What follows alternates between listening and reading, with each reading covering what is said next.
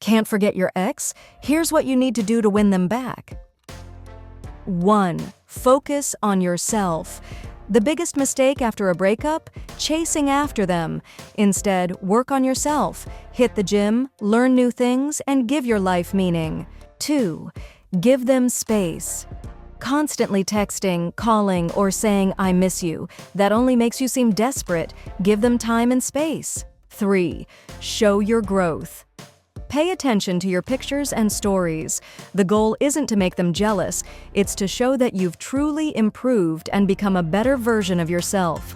4. Reconnect naturally.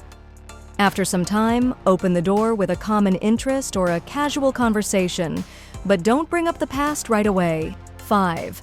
Let them want you.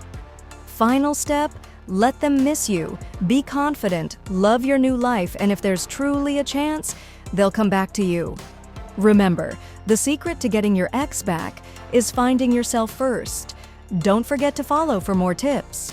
If you enjoyed the video, don't forget to like, comment, and subscribe for more.